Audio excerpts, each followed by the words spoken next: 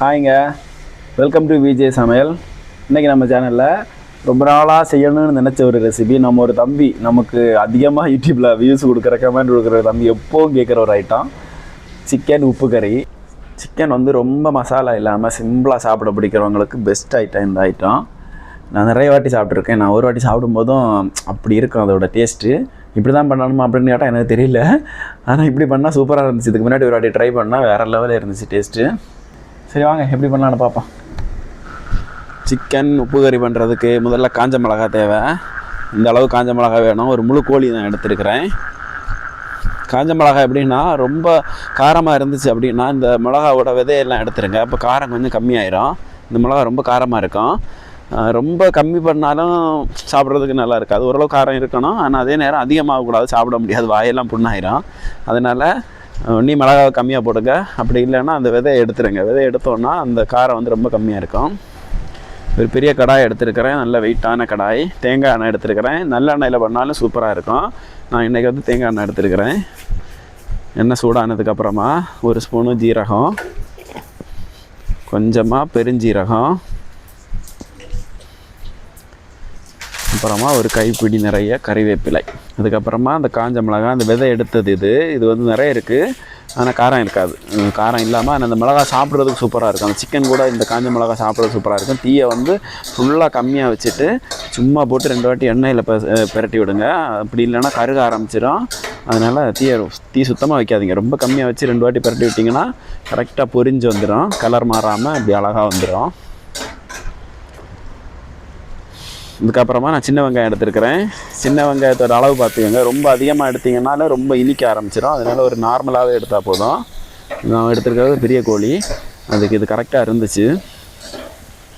கம்மியாக போட்டாலும் பரவாயில்ல, அதிகமாக போட வேண்டாம் சின்ன வெங்காயம். இப்போ இந்த சின்ன வெங்காயத்தை இந்த எண்ணெயில் போட்டு ஒரு 2-3 நிமிஷம் போல் பெரட்டினீங்கன்னா கரெக்டாக இருக்கும். ஓரளவுக்கு வந்துடும். ஒரு ஸ்பூன் உப்பு போட்டிருக்கிறேன். உப்பு கவனமாக போடுங்க, ஏன்னா இதுக்கு ரொம்ப உப்பெல்லாம் எடுக்காது, உப்பு கம்மியாக தான் எடுக்கும்.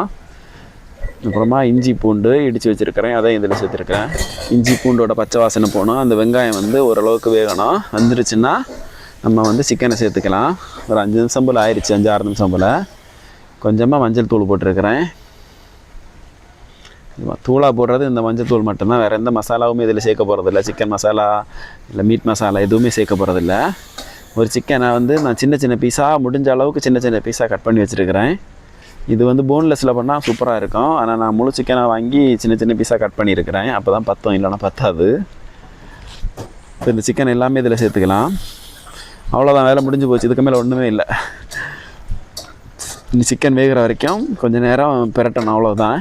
தண்ணி ஊற்றக்கூடாது, ரொம்ப முக்கியம். தண்ணி சுத்தமாக ஊற்றவே கூடாது. அந்த சிக்கன்லேருந்து கொஞ்சம் நேரத்துலேயே தண்ணி வர ஆரம்பிச்சிடும்.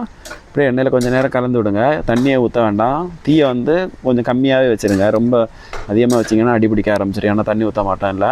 அதுக்கப்புறமா ஒரு மூடி போட்டு ஒரு 5 நிமிஷம் போல் வேக விட்டுருங்க.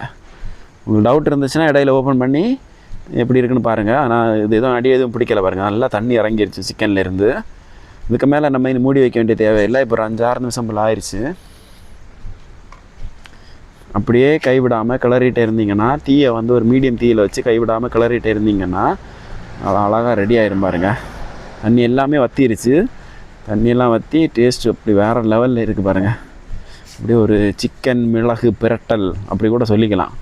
ஏன் தான் இதுக்கு சிக்கன் உப்பு கறி அப்படின்னு பேர் வச்சாங்கன்னு தெரியல. உப்பெல்லாம் நார்மலாக தான் போடுங்க, உப்பு அதிகமாக போட்டுறாதீங்க, கவனமாக போடுங்க. உப்பு பத்தலைன்னா வேணால் திரும்ப போட்டுக்கலாம் உப்பு. அப்படியே ஒரு 10-15 நிமிஷம் போல் கிளறி விட்டிங்கன்னா ரெடி ஆயிரும். கொஞ்சமாக கொத்தமல்லி இலையை தூவி இறக்கிற வேண்டியது தான். ரொம்ப ஈஸி, ரொம்ப சிம்பிளாக பண்ணலாம். ஆனால் டேஸ்ட்டு மட்டும் வேறு லெவலில் இருக்கும். ஒரு ரசம் சாதம் இல்லை ஒரு மோர், சாம்பார், ஒரு பருப்பு, இந்த மாதிரி ஏதாவது வச்சோன்னா அதுக்கு செம்ம சைடிஷ்ஷு சூப்பராக இருக்கும். வேறு லெவலில் இருக்கும் டேஸ்ட்டு. எனக்கு ரொம்ப பிடிச்சிச்சு. நீங்களும் ட்ரை பண்ணி பாருங்கள், கண்டிப்பாக பிடிக்கும். ஓகே, டாட்டா, பாய் பாய்.